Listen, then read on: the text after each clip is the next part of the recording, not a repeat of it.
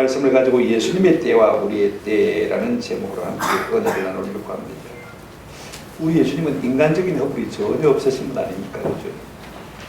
그렇게 사랑이 많으시고 권세와 능력이 많으신 분임에도 불구하고 세상 가운데서는 크게 환영을 받지를 못했어요. 오늘 우리가 1절 말씀을 읽어보면 예수님의 고향인 갈릴리 지방에서조차도 또 저 남쪽 유대 지방에서조차도 예수님을 배척하고 죽이려고 한 것을 우리가 볼 수가 있습니다. 우리 예수님은 저들을 참으로 사랑하셨습니다만 유대인들은 예수님을 동대문처럼 생각한 것을 우리가 볼 수가 있습니다. 그래서 우리 이사야 선지자가 그렇게 예언했습니다. 이사야 53장 3절에 보면요, 그는 멸시를 받아서 사람들에게 버림받았으며 버림받았으며 옛날에 성경입니다. 그때 보시면 마치 사람들이 그에게서 얼굴을 가리는 것 같이 멸시를 당하였고, 한번 더 합시다. 우리도 그를 귀히 여기지 아니하였도다.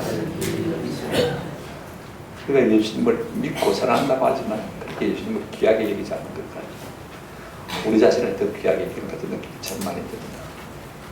그렇다면 우리 예수님은 인생 실패자인가? 성경은 전혀 그렇게 말하고 있지 않습니다. 사람에게는 버림받았을지 몰라도요, 하나님은 그를 택하셔서 귀하게 세우신 것을 우리가 잘 알고 있습니다. 베드로 사도는 예루살렘에서 설교할 때 사도행전 4장 11절에 보면 이렇게 말했습니다. 이 예수는 너희 건축자들이 버린 돌로서 집 모퉁이의 머릿돌이 되었느니라. 너희는 예수님을 버렸지만 하나님은 예수님을 택해서 집 모퉁이의 머릿돌이 되게 하셨다. 더 정확하게 베드로 전서를 보시면 2장 4절에 베드로가 다시 한번 이 말을 정리해서 이렇게 말하고 있는 것을 볼 수가 있습니다. 사람에게는 버림받았으나 하나님께는 택하심을 입은 보배로운 산돌이신 예수라.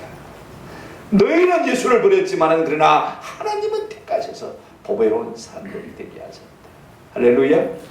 그렇다면 무엇이 예수님으로 하여금 이와 같이 하나님 앞에 인정받고 칭찬받고 존귀여김을 받게 만들었습니까? 오늘 본문에 나온 말씀을 쫓아서 말씀을 드린다면요, 예수님은 하나님의 때를 정확하게 읽어주고 애를 쓰신 분입니다. 다시 말하면 하나님의 뜻을 쫓아 살기를 애쓰신 분입니다. 마치 초침을 했듯이 말입니다. 분초를 놓치지 않으려고 예수님의 그 뜻을, 하나님의 그 뜻을 따라서 살기 위해서 몸부림치신 분이라는 사실을 우리가 오늘 본문을 보면 알게 되어지는 것입니다. 한치의 오차도 없이 하나님의 때를 따라 정확히 사신 분입니다. 오늘 우리는 어떻습니까? 하나님의 뜻과 때를 따라서 살려고 애를 쓰고 있습니까? 거기에 맞게 살려고 몸부림치고 있습니까?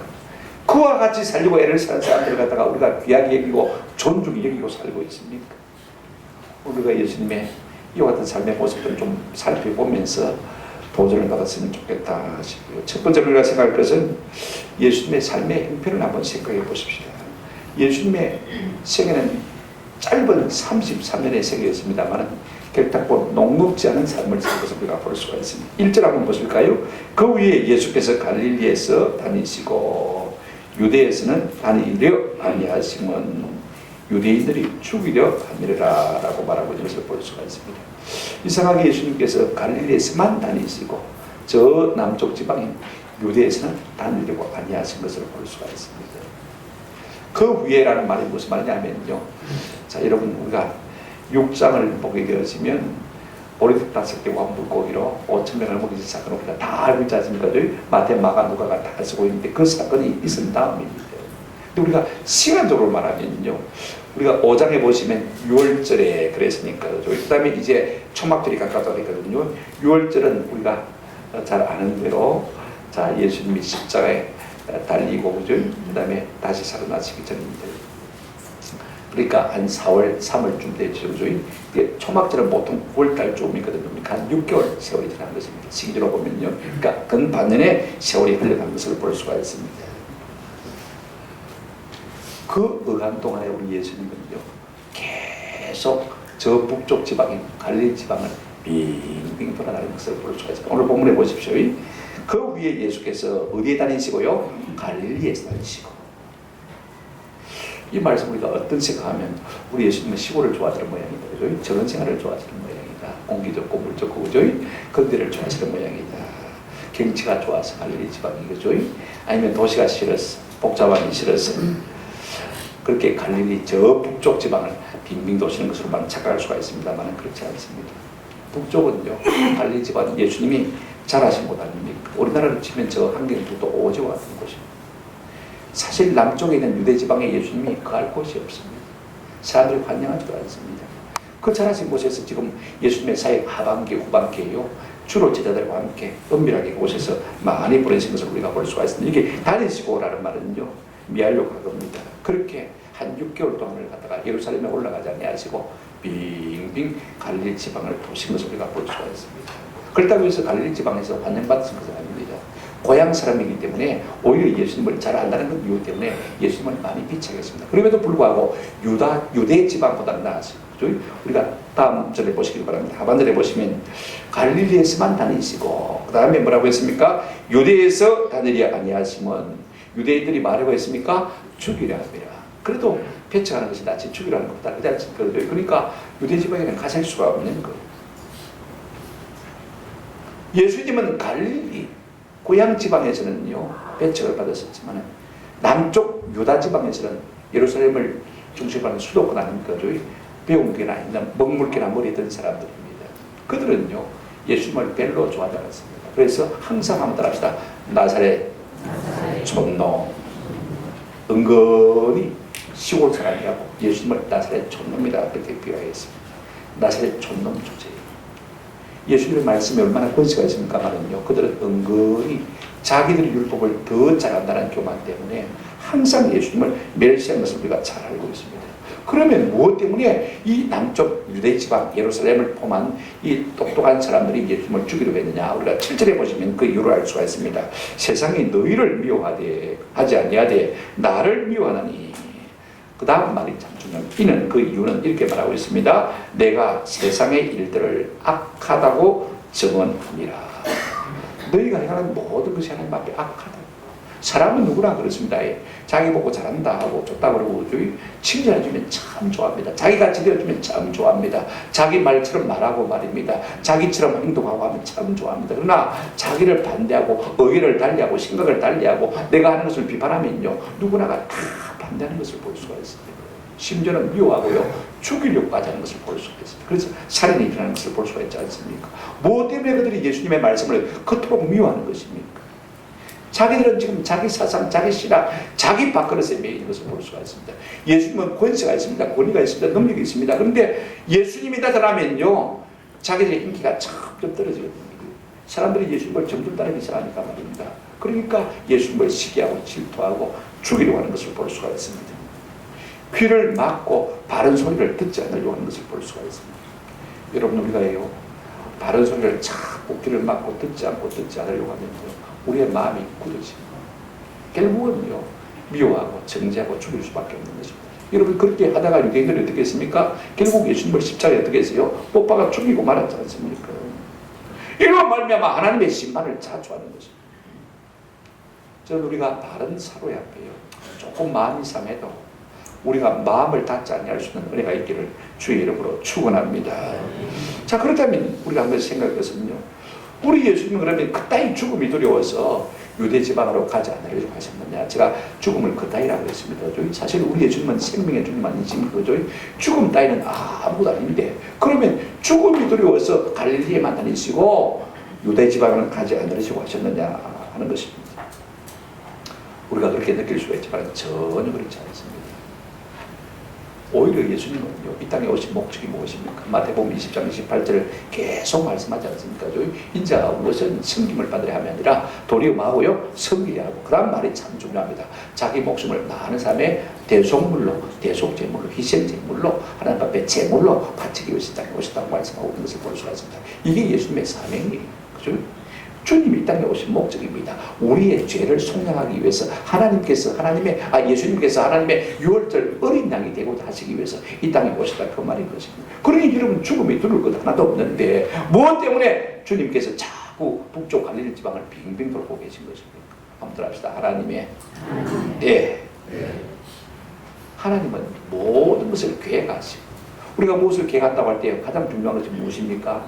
무엇을 언제 어디서 어떻게 할 것이냐 그게 참 중요해요. 언제 타이밍이 참 중요해요. 하나님은요 모든 일을 계획하실 때 언제 할 것이냐 시간대를 정하고 일하신 것을 볼 수가 있습니다. 지금 우리 예수님은 죽음이 두려워서 예루살렘에 올라가지 않는 것이 아닙니다. 그 때를 알고 계시기 때문에 그 때를 맞추기 위해서 지금 주저하고 계신 것을 볼 수가 있습니다. 오늘 우리의 악함으로 말미암아 하나님의 뜻을 이루고 이 땅에 우리에게 구원을 주시기 위해서 오신 예수님을 우리가요 멸시하거나 밀어내거나 저 시골로 빙빙 돌게 하는 그런 도를 범하지 않는 은혜가 우리 가운데 있기를 주의 이름으로 축원합니다.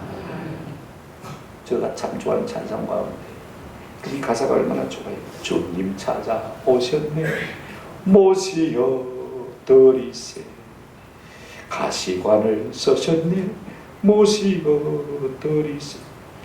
이 찬송 참 좋아요. 우리가 겸손한 심령 가지고 이 땅에 우리를 구원하시기 위해서 오신 예수님을 날마다 모셔드리는 은혜가 있기를 주의 이름으로 축원합니다. 그리고 또 하나 생각해요. 우리가 진짜 예수 믿는다는 거예요.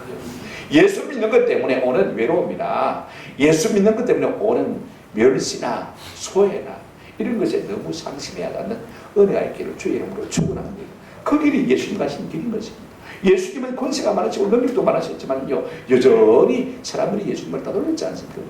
우리 역시 예수님을 바로 믿으면요, 이런 핍박 정도로 있다는 사실인 것입니다. 아이고 외로워라 외로워라 너무 그렇게 말하지 않기를 바랍니다. 왜냐하면 우리 주님도 그렇게 외로워하셨고, 우리 주님도 당연히 소외를 당하셨고, 당연히 멸시를 당하셨고, 배척을 받으신 것을 우리가 볼 수가 있습니다. 두 번째로 우리가 생각할 것은요, 예수님의 이 같은 처지는 아랑곳하지 않고 그 예수님의 사정과 형편은 전혀 모른 채 예수님의 육신의 동생들이 어떻게 합니까? 철없는 은행을 하고 있는 것을 우리가 볼 수가 있습니다. 자, 오늘 2절 3절 한번 보시기 바랍니다. 유대인의 명절인 초막절이 가까운지라 그 형제들이 예수께 이르되 당신이 행한 일을 제자들도 보게 여기를 떠나 유대로 가소서. 예루살렘으로 올라가라 그 말이죠. 지금 근 6개월 동안을 우리 예수님이 예루살렘에 올라가지 않냐고 갈릴리 지방만 빙빙 돌고 계십니다. 이걸 보고는요, 드디어 동생들이 예수님께 한마디 했습니다. 마침 때가 되었어요. 어떤 때가 되었습니까? 자, 보십시오. 유대인의 명절이 뭐가 왔다고 했습니까? 초막절이 가까워졌습니다. 유대인들은 3대 절기가 있습니다. 6월절입니다. 그죠? 일종의 해방절입니다. 모세가 이스라엘 백성들을 애굽의 압제에서 이끌어낸 해방날입니다. 그죠? 다시 말하면 영적으로는 우리가 예수 그리스도의 피로 구속 속량을 받은 것을 기억하는 날이고 기념하는 날입니다. 그 다음에 두 번째 오순절입니다. 6월 지나서 한 52일 지나면요, 이스라엘 백성들이 애굽에서 나와서 50일 지났을 때 시내산 광야에 이르렀을 때입니다. 그죠? 그때 하나님께서 모세를 시내산 꼭대기로 불러올리시고 뭘 주셨습니까? 율법을 주신 것을 볼 수가 있습니다. 그러니까 오순절은 율법 수요일이기도 하고 말입니다. 그때는 마침 보리 추수할 때입니다. 밀을 추수할 때입니다. 곡물을 추수할 때입니다. 그러니까 맥주 감사절과 똑같은 것입니다. 그 다음에 이제 세 번째 절기가 뭐냐면 초막절입니다. 여러분 풀초자르죠. 막막자르죠. 뭐냐면 이스라엘 백성들이 광야에 갈 때 여러분 뭐 텐트 치고 있는데 그 당시에 텐트가 있습니까? 그죠? 얼기설기 나무가지 같은 거 풀 같은 거 베가지고 그 다음에 얽어놓고 그 위에다가 무엇입니까? 깔아놓고 그래 살아보세요. 그죠? 그 광야 시간을 기억하고 기념하기 위해서 초막절을 지내는 것을 볼 수가 있습니다. 다른 말로는 장막절이다 그렇게 말하는 것을 볼 수가 있습니다. 또 다른 말이 있습니다. 수장절이라는 말이 있는데 거둘 숫자 그 다음에 지장할 장자. 이제 가을에는 뭘 거두냐면요, 올리브 같은 거 그죠? 이런 것들 무화과 같은 거 다 거두거든요. 그래가지고 이제 9월달쯤 되면 다 거두고 저장하는 때입니다. 그러니까 일종의 추수감사주일 같은 때인 것입니다. 그러니까 큰 명절이 그때는 추수를 해놓고 이스라엘 백성들이 하나님 앞에 감사함으로 다 예루살렘 성전으로 올라가는 것입니다. 하나같이 다 올라가는데 그죠? 그 동생들도 예수님께 뭐라고 했습니까? 당신도 맞아 올라가자 그 말인 것입니다. 그런데 그 말에 조금 씨가 있어요. 가시가 있어요. 자, 오늘 본문 보시기 바랍니다. 3절을 보시면 그 형제들이 예수께 이르되 당신이 행한 일을 누구도 보게요? 제자들도 보게 여기를 떠나 마소서 유대로 가소서. 유대라는 것은 예루살렘을 지칭한단 말이죠. 예수님을 떠나서 이제 어디로 가라고 말합니까? 유대로 가라. 원문에 보면 이것이 다 명령입니다. 형님, 쉴 데 없이 빙빙 돌지 말고 빨리 예루살렘으로 올라가서 좋은 말 할 때 올라가서 지금 그 말인 것입니다. 생각해 보세요. 아니 형님이 세상을 구원하려 오셨다면 이렇게 동네만 빙빙 돌고 있어야 되겠습니까? 호랑이를 잡으려면 호랑이 골로 가야 되고 그죠? 인기와 사람을 얻으려면 사람이 많이 있는 곳으로 가야 되는 것이 당연하지 않습니까? 당신이 그렇게 똑똑하고 능력이 많으면 가서 많은 사람들에게 그들에게 능력을 좀 보여주세요. 그 찬란 권세와 그 찬란 능력을 여기 초래에서만 섞이지 말고 이 명절에 사람들이 가장 모일 그때 가서 화끈하게 한번 사람들에게 보여주고 사람들에게 인기와 명예를 얻으라 그 말인 것입니다. 인기 몰이를 한번 해보라는 것입니다. 그러면 우리가 형님 덕분에 빛을 볼지 덕을 볼지 누가 아느냐는 것입니다. 은근히 자기들도 지금 한몫 잡을 것을 기대하고 그렇게 말하는 것을 볼 수가 있습니다. 여러분 동생들의 입장에서 보면 얼마든지 그럴 수가 있습니다. 지금 예수님은요 장남이죠, 그죠?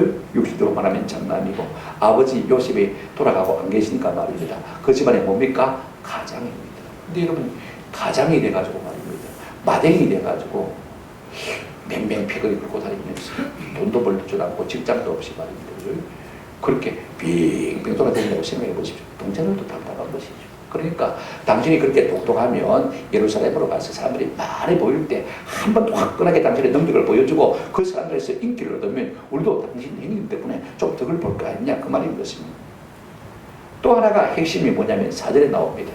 가서 당신을 뭐하라? 좀 드러내라, 나타내라 말하고 있습니다. 사절 한번 같이 읽어보십니다. 시작. 스스로 나타나기를 구하면서 묻혀서 일하는 사람이 없나니 이 일을 행하려 하거든 자신을 세상에 나타내소서 하니 그랬습니다.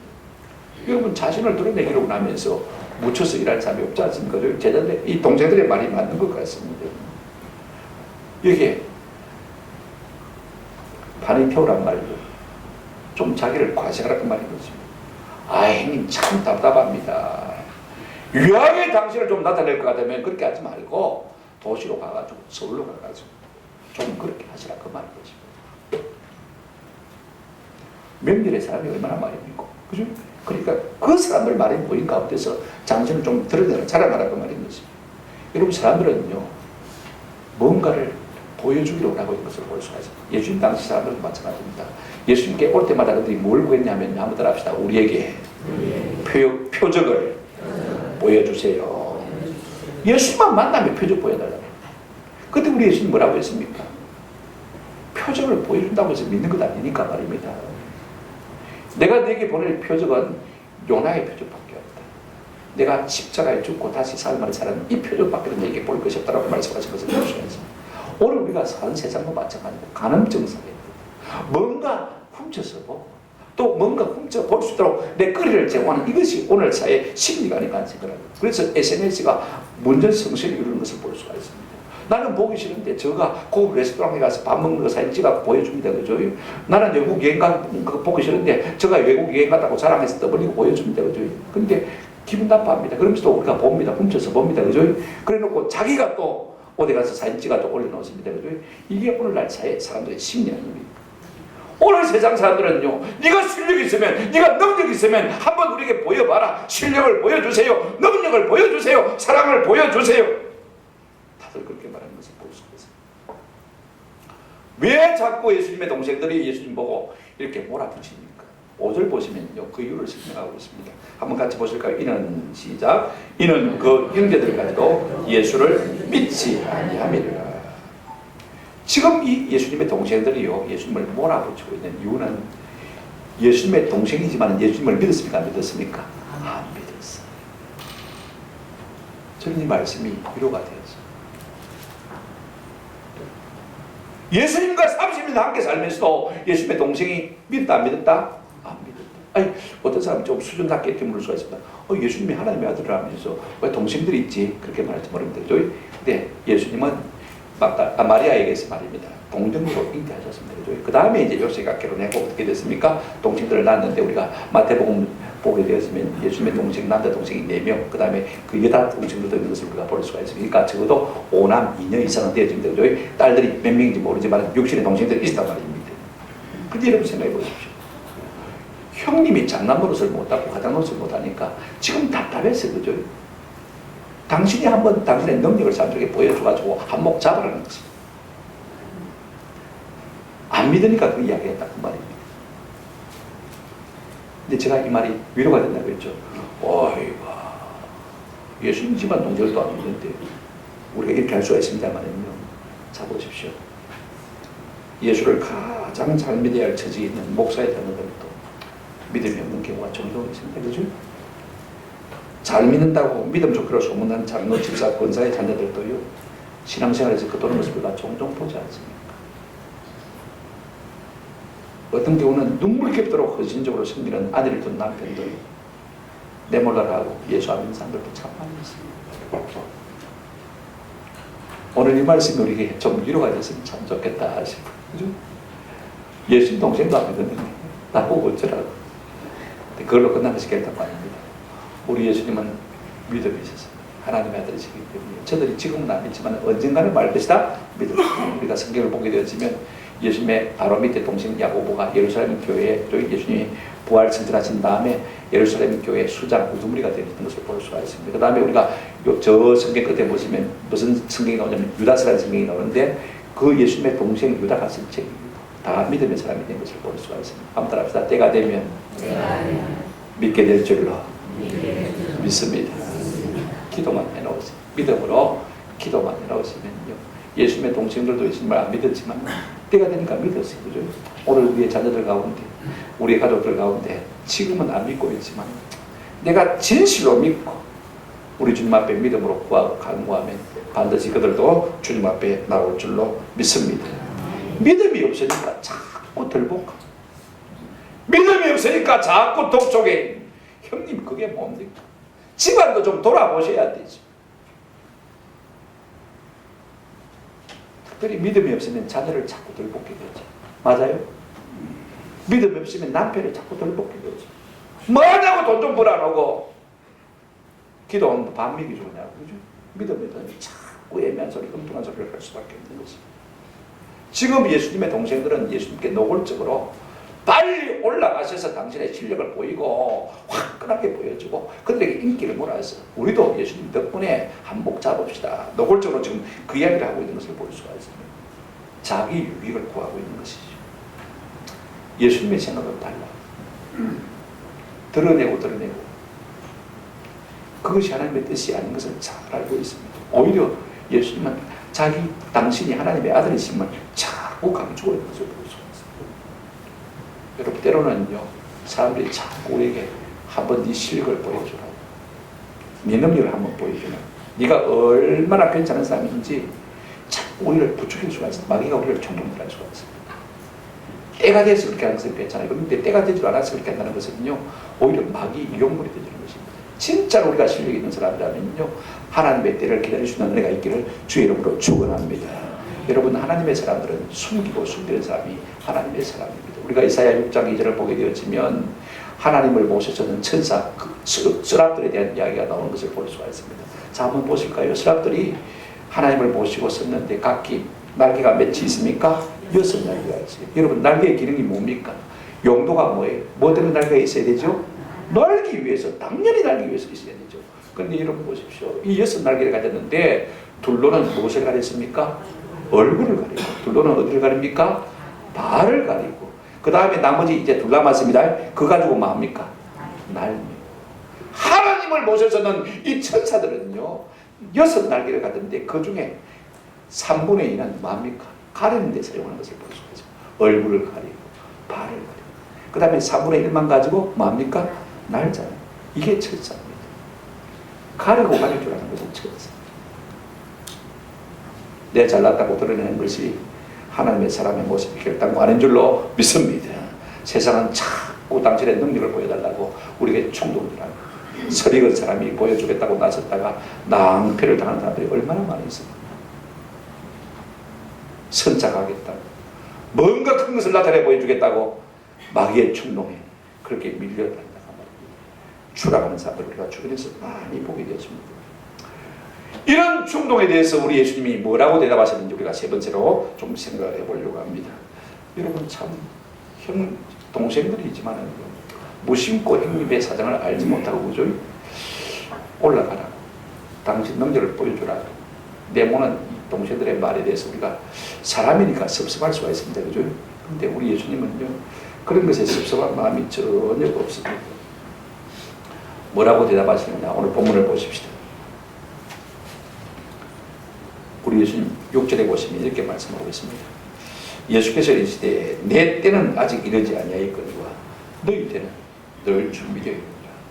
내 때가 아직 이르지 않아서 내가 안 올라가는 것이다. 그렇게 설명합니다. 여기다가 하나님의 뜻이 어떻고 저떻고 하면요 복잡해지니까 아직 내 때가 아니다. 내가 예루살렘에 올라갈 때가 아니다.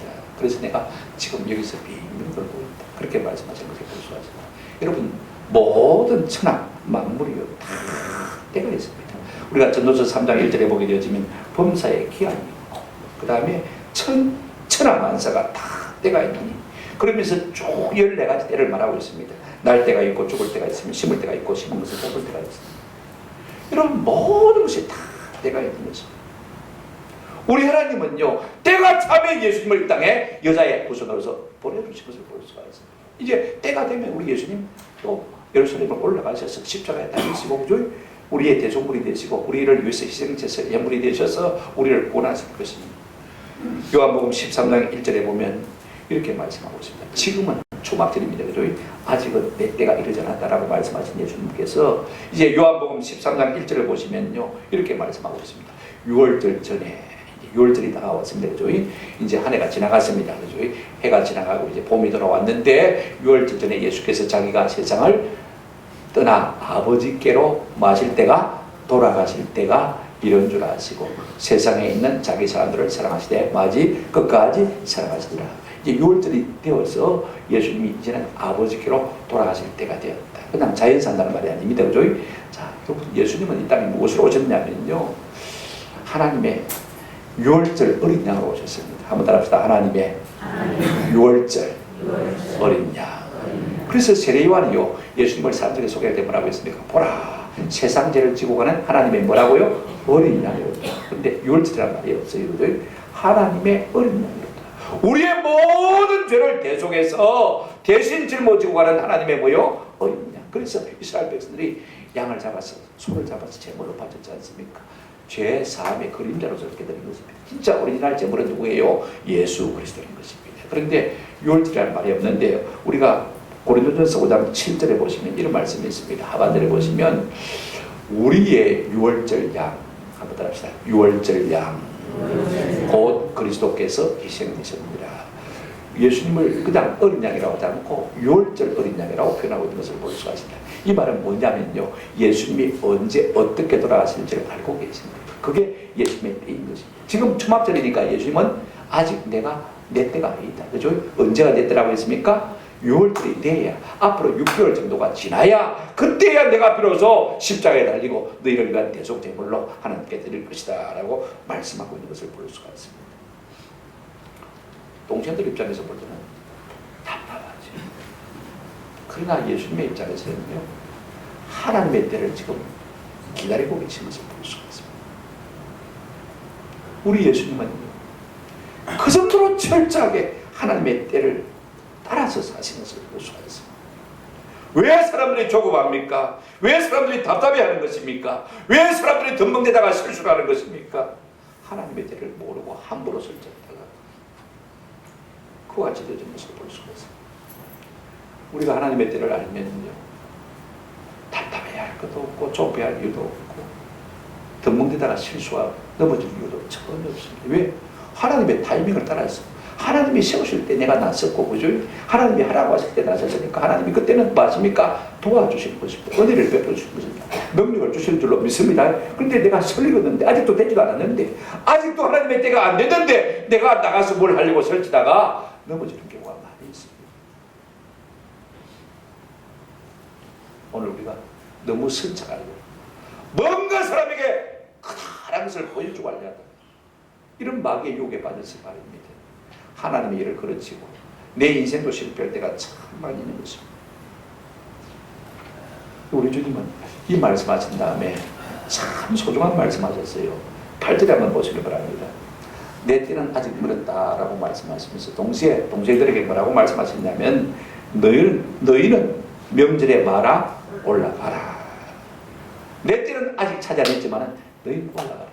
그 다음에 6절에 다시 한번 돌아가서 보시길 바랍니다. 예수님이 뭐라고 말씀하셨냐면 이렇게 말씀하셨습니다. 예수께서 이르시되 내 때는 아직 이르지 아니하거니와 한번 더 합시다. 너희 때는 늘 준비되어 있느니라. 지금은 우리의 때. 지금은 우리에게 모든 것이 열려 있습니다. 그러나 언젠가는 닫힐 때도 있다는 것입니다. 보라 지금은 구원의 날이요 보라 지금은 은혜의 날이로다 하고 말씀하셨지만은 그죠? 그러나 이 날이 계속 되어지지 않습니다. 지금은 이 모든 좋은 것들이 우리 가운데 열려 있지만은 어두운 밤 시대리니 내 직분 지켜서 찬이슬 맺힐 때에 일찍 일어나 해 돋는 아침부터 힘써서 일하라. 그 다음에 뭐라고 했습니까? 일할 수 없는 밤이 속히 오니 언젠가는 다치는 때가 온다는 것입니다. 너희에게 기회가 늘 열려있지만 지금은 너희 때이지만 그러나 우리가 한 가지 꼭 기억할 필요가 있습니다. 언젠가는 속히 이 모든 것이 다칠 때가 온다는 것입니다. 그러니까 그때 지금 기회가 있을 때 너희는 명절에 예루살렘 성전에 올라가서 하나님을 말아 예배하라. 그 말인 것입니다. 오늘 우리가 예배하는 환경이요 언제까지 계속되어 될지 모릅니다. 우리가 나라가 지금 돌아가는 거 보세요. 사회주의 국가로 가게 되어지는 별 수 없이 예배 제한을 받을 수밖에 없는 것이죠. 예배당 문을 닫고 진짜 믿음 있는 사람은 지하로 들어갈 것이고 믿음이 약한 사람들은 다 자빠질 것이죠. 그때 내가 믿으려고 예배하려고 해봐야 그때는 이미 늦은 거죠.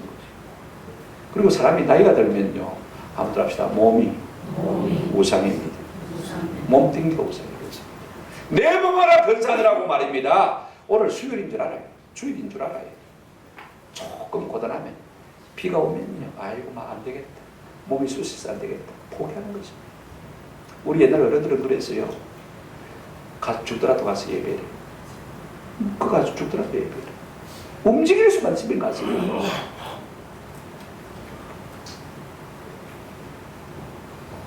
여러분 지금도 건강이 안 좋지만 진짜 움직이지 못할 때가 이럽니까 안 이럽니까? 이럽니다. 그때를 생각해서 지금 내가 고만할 그때까지 우리가 최선을 다하는 거예요. 아직 우리에게 기회가 열려있을 때 주를 섬기기 용화롭게 하자 그 말인 거죠. 오늘 우리에게는 아직도 건강도 열려있고 아직도 환경이 열려있습니다. 예수님이 말씀하신 대로 모든 기회가 열려있습니다. 내 때야 제한되어 있고 나를 향하신 하나님의 뜻이야 내가 십자가에 못 박혀 죽는 것이지만 너희를 향해서는 얼마든지 열려있잖아요. 우리가 하나님의 말씀을 읽고 들을 때 목적을 갖고 읽고 그래요. 하나님이 오늘 내게 무슨 말씀하실 것입니까? 내가 무엇을 고쳐야 할 것입니까? 무엇을 순종해야 될 것입니까? 늘 마음의 목적을 가지고 주님 앞에 말씀을 들으려고 하는 준비를 가지고 필요가 있습니다. 너희는 명절에 올라가라. 오늘 이 말씀이요, 우리 가운데 잘 박힌 목과 같이 되는 은혜가 있기를 주의 이름으로 축원합니다. 교회 나올 때 물론 위로도 받고 위안도 받고 싶은 마음이 있습니다만은요, 그러나 위로와 위안이 불러주는 것을 합니다. 성령의 은혜가 언제 오는 것입니까? 사도행전 5장 32절에 보면 한번 합시다. 하나님이 자기에게 순종하는 사람들에게 주신 성령도 이러하니라. 누구에게 하나님이 성령을 부어주시는 것입니까? 말씀을 듣고 붙들고 힘들고 어렵지만 그 말씀을 따라 지켜내려고 순종하려고 애쓰는 사람에게 성령을 부어주셔서 위로도 해주시고 그죠? 눈물도 닦아주시고 은혜도 주시고 능력도 주시고 은사도 주시는 줄도 믿습니다.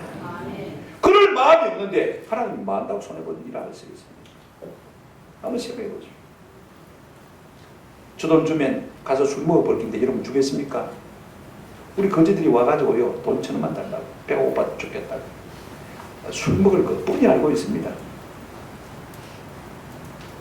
그럼 딱 500만 줘.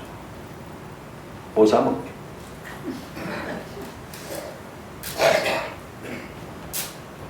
우리가 순종하면 모든 좋은 것이 주의 성령을 말미암아 우리 가운데 임하게 될 줄로 믿습니다. 그럴 마음이 있어야 하나님께서 성령을 부어주시는 거예요. 그럴 마음이 있는 사람에게 위로도 주시고 위안도 주시고 돈도 주시고 은사도 주시고 능력도 주실 줄로 믿습니다.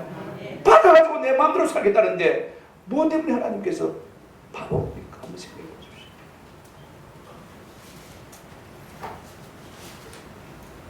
우리 예수님은 지금은 초막들이고 아직은 6월달이 아니라는 것입니다. 내 때가 아직은 멀었다는 것입니다. 우리 예수님은 자신이 대속종이 되시려고 정확하게 타임을 읽고 계시는 것을 볼 수가 있습니다. 말씀을 맺습니다. 저는 이 말씀이 참 부끄러워요. 왜냐하면 나이도 이제 저도 60이 넘어가니까 은퇴하고 어디 살까 하는 생각도 종종 하게 되었습니다만 우리 예수님은 인자는 뭐 할 것도 없다? 버려줄 것도 없다. 사치스러운 생각입니다. 참 부끄러워요. 우리 예수님은요 같은 고향에서도 배척을 받으시고 심지어 조금 먹물이던 유대인들은요 머리에 들었다고 예수님을 뭐 했습니까? 죽이려고 하지 않는 것을 볼 수가 있습니다만 저는 내 자신이 받을 수 있는 인정과 칭찬을 내 본래 모습보다도 훨씬 더 많이 받고 산다는 생각하면요 주님 앞에 부끄럽고 아무 객벌도 없는데 실력도 없는데 그죠? 더 많이 사람들이 인정해주고 더 많이 칭찬해주는 것이 참 죄송하고 한번 생각해보세요. 우리 예수님은 그 많은 은사와 능력을 가지고도 사람들에게 배척을 받으셨고 멸시를 당하셨고 10년은 주기로까지 하셨는데 오늘 우리는 예수 때문에 너무 많은 것을 누리고 있지 않는지 우리가 솔직하게 자신을 돌아볼 필요가 있을 것 같아요. 오늘 우리는 자주자주 내 자신을 사람들 앞에서 빨리빨리 드러내고 싶은 충동을 참 많은 것 같습니다. 내가 뭔가 하는 것처럼, 뭔 대단한 인물인 것처럼 사람들 앞에 나타나기를 그렇게 기대하고, 그렇게 준비하고, 그렇게 설치. 남들이 인정해주지 않으면 섭섭하고 말입니다. 주님은 어떻게 하셨습니까? 따라서 아직 내 때가 이르지 않았다. 하나님은 좀 기다리라고 하시는데 아직 멀었다고 하시는데 내가 괜히 설치다가 내가 괜히 덤비다가 아직 준비가 되지 않았으면서 사람들에게 보여주고 싶어서 함부로 나서다가 낭패를 당하는 일들이 좀 있는 것입니다. 그래서 우리 모두가 예수님처럼 하나님의 때를 읽고 기다려주는 은혜가 있기를 주님의 이름으로 축원합니다. 여러분 우리의 때는 늘 준비되어 있습니다. 우리가 최선을 다하면 됩니다. 다음에 자꾸 미루지 마세요. 오늘 구원의 문이 열려 있을 때, 오늘 은혜의 문이 열려 있을 때 주님 앞에 힘써 당하시는 저와 여러분 되시기를 주님의 이름으로 축원합니다. 여러분 지금 상태에서 몸이 더 나빠졌으면 더 나빠졌지 더 좋아지겠습니까? 그죠? 생각해 보세요. 오늘이 내 생애 최상의 날입니다. 그죠? 최고의 날인 것입니다. 오늘 최선을 다하시고 오늘 주를 섬겨 예배하시는 은혜가 있기를 주의 이름으로 축원합니다. 내가 다음에 잘할 게다. 그런 날들이 없을 것입니다. 그렇게 썩 좋은 날들이 오지 않을 것입니다. 지금이 신앙생활에 최상의 좋은 날이 가신 것 같습니다. 최선을 다해서 주를 섬기는 그 같은 은혜가 있으면 참 좋습니다. 9절 말씀에 이렇게 말씀하고 있습니다. 이 말씀을 하시고 갈릴리에 머물러 계시니라. 근데 10절에 보면요. 다음 시간에 생각해 보겠습니다만 예수님께서 그래 놓고 또 은밀하게 예루살렘으로 올라가신 것을 볼 수가 있습니다. 여러분 우리 주님의 마음은 어쩔 수 없이 지금 여기에 머물러 있어야 할 상황이지만 늘 하나님께로 하나님을 예배하는 대로 기울어진 것을 볼 수가 있습니다. 그런가 하면요. 죽음이 두려워서 예루살렘에 못 가신 것은 결단코 아닙니다. 누가복음 13장 13절 우리 예수님의 사명선언과 똑같은 말씀입니다. 그러나 오늘과 내일과 모레도 내가 가야 할 길을 가야 하리. 한번 따라합시다. 선지자가 예루살렘 밖에서는 죽는 법이 없느니라. 항상 십자가를 바라보고 있는 것을 볼 수가 있습니다. 오늘 우리 모두도 마지막 때까지 우리의 사명에 충실하고 사명의 표대를 향해서 다른 방치시고 사명에 우리가 시선을 고정시키는 은혜가 있기를 우리 주님의 이름으로 축원합니다. 아멘.